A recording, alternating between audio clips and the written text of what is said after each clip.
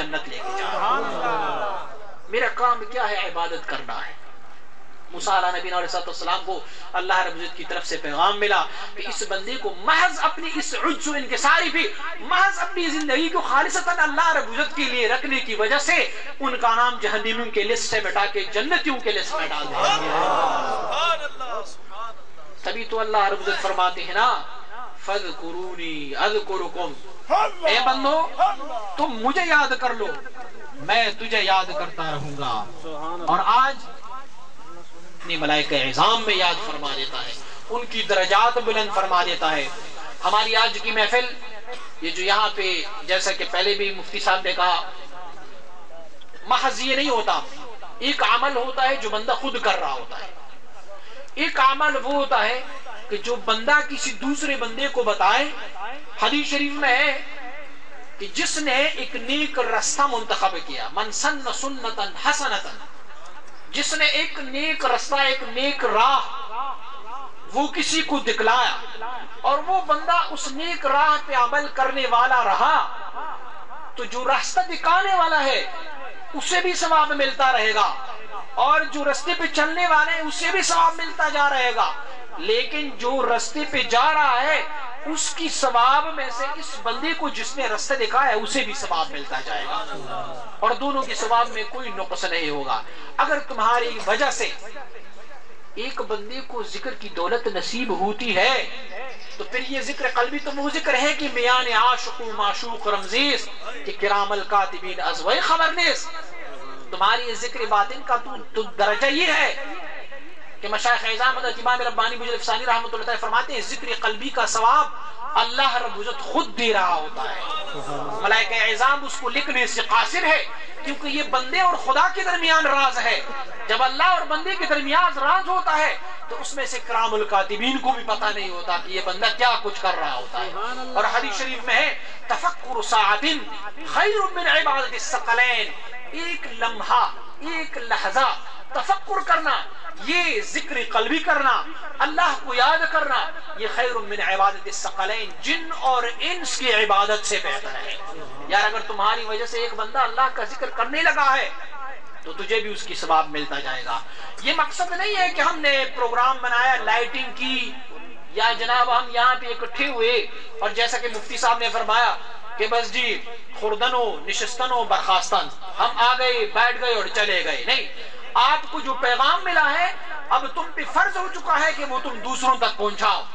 یہ جو پیغام تجھے ملا ہے، یہ جو صاحبان اتنا تکلیف اٹھا کے تمہارے پاس آ رہا ہوتا ہے، ان کو پیسوں کی ضرورت نہیں ہے کہ یہ پیسے لینے کے لیے تمہارے پاس ہے، تمہارے 10-10 روپے لینے کے لیے تمہارے پاس آتے ہیں، یا جو اپنی محنتیں اٹھاتے ہیں، وقت ضائع کرتے ہیں۔ کیوں ضائع کرتے ہیں؟ اسی لیے کہ یہ سب چاہتے ہیں کہ جتنی بھی مخلوق ہے وہ سب اللہ کا ذکر کرنے لگ جائے۔ مقصد و مراد یہ ہے، کوئی مقصد نہیں، نہ بادشاہی نہ شہنشاہی، نہ یہ مقصد ہے کہ ہمارے ہاتھ چومے جائیں، نہ یہ مقصد ہے کہ ہم کوئی گیدرنگ کر لیں، کوئی پارٹی بنائیں، نہیں، مقصد کیا ہے؟ محض اللہ رب العزت کی رضا کی خاطر ہے بس۔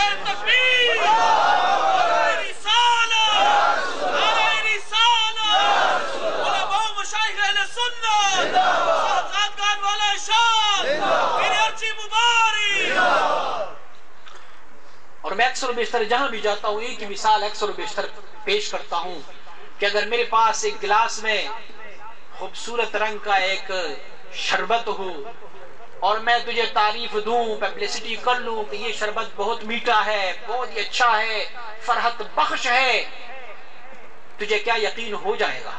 نہیں ہوگا۔ لیکن میں تجھے ایک گھونٹ اس کا پلا دیتا ہوں، اس کا ذائقہ دے دیتا ہوں، تو جب تم اس کا ذائقہ چکھو گے تو پھر تجھے پتہ لگے گا کہ شربت تو واقعی میٹھا ہے۔ میں نے پہلے عرض کیا کہ یہ قال کی محفل نہیں ہے، یہ حال و کیف کی محفل ہے۔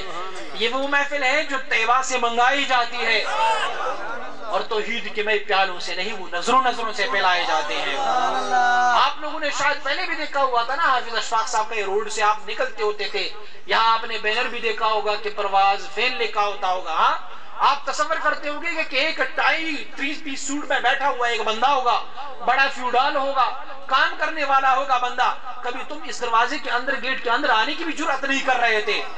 لیکن آج کیا ہے؟ آج کیوں تم سب یہاں پہ آ کے بیٹھ گئے؟ کیوں یہ خود فقیر بن گیا؟ اسے خود وہ شراب مل گیا. اور یہ ایک ایسے کہتے ہیں عشق اور مشق جو ہے وہ چھپتی چھپاتی نہیں ہے. وہ عشق اور مشق جو ہے وہ خود بھول جاتا ہے. وہ خود کہتا ہے کہ میں یہاں پہ ہوں، میں خود یہاں پہ ہوں. اور مشائخ نے فرمایا کہ اللہ والوں کی مجلس جو ہوتی ہے ان کا مثال کیا ہے؟ عطار کی دکان ہے، عطر بیچنے والے کا دکان ہے. تم کہیں جاؤ بازار میں ایک مشہور عطر کا دکان دیکھ لو. جب تم وہاں جاتے ہو نا عطار کی دکان کے پاس، تو پھر عطار عطر بیچنے والا کیا کرتا ہے؟ وہ تجھے کہتا ہے بھئی تو میرا دوست ہے، یہ نیا سیمپل عطر کا آیا ہے، لاؤ میں تجھے چیک کرا دیتا ہوں. وہ تجھے تھوڑا سا آستین پہ لگا دیا، تھوڑا سا تمہاری کوٹ پہ بھی لگا دیا ہے. کیا ہوا؟ تجھے وہاں سے کوئی فائدہ تو مل گیا نا، کوئی خوشبو تو مل گئی. اور مشائخ نے فرمایا کہ اگر کوئی عطار عطر بیچنے والا بندہ وہ اگر بہت زیادہ سخت ہو، بخیل ہو، وہ کہتا ہے کہ یہ عطر بڑا قیمتی ہے، میں تم سب لوگوں کو چیک کروا کے یہ تو ختم ہو جائے گا، ان کی ویلیو بہت زیادہ ہے. تو پھر کیا ہوتا ہے؟ جب بندہ عطار کی دکان میں چلا جاتا ہے کم از کم عطر کی خوشبو تو وہاں مل ہی جاتی ہے. تو مشائخ اعظام کا مجلس یہ ہوتا ہے کہ وہاں پہ یار ایک لحظے کے لیے صحیح تجھے اپنی رب کی طرف تو اعلان ہو جاتا ہے نا. ایک گھڑی کے لیے صحیح تو دنیا کی علائشوں سے پاک ہوتے ہو. جہاں یہ عام لوگ بیٹھے ہوئے ہیں، سالکین کو تو چلو میں نہیں کہتا، جو عام لوگ بیٹھے ہوئے ہیں وہ ذرا اپنے ساتھ سوچ لیں کہ اللہ کی ولیوں کا علامت یہ ہوتا ہے کہ جب کوئی بندہ اللہ کی ولی کو دیکھ رہا ہوتا ہے تو تجھے اللہ یاد آ جاتا ہے. یا تم سچ کہو کہ تجھے اس محفل میں بیٹھتے ہوئے ایک لحظے کے لیے بھی اپنے پروردگار یاد نہیں آیا، بلکہ مجھے یقین ہے کہ تجھے آیا ہوگا. اور اللہ کے دوستوں کا ایک مثال یہ بھی ہے کہ انہیں سکون مل جاتا ہے ان کی محفل میں، ان کی صحبت میں بیٹھ کے بندے کو سکون مل جاتا ہے. ارے وہ تو کیا ہے، اللہ رب العزت کے دوست کیا ہے؟ اللہ رب العزت کے دوستوں کا مثال سنگ فارس کا ہے کہ اگر اسے لوہے کے ساتھ بھی ملا جائے تو لوہے کو بھی سونا بنا دے جاتا ہے. اللہ والے، یہاں آپ کے لیے محفل ذکر منعقد کرانے کا واحد مقصد یہ ہے کہ تم اپنی رب کو یاد کرو. اور آپ میں سے اگر ایک بندہ آج یہاں محفل میں آیا ہے اور اگلی دفعہ اس محفل میں آئیں گے اور ایک اپنے ساتھی کو لے کے آئیں گے تو یقینی طور پر اگر اسے بھی ذکر کی دولت نصیب ہوگی تو ان کا ثواب بھی اسے ملتا جا رہا ہوگا.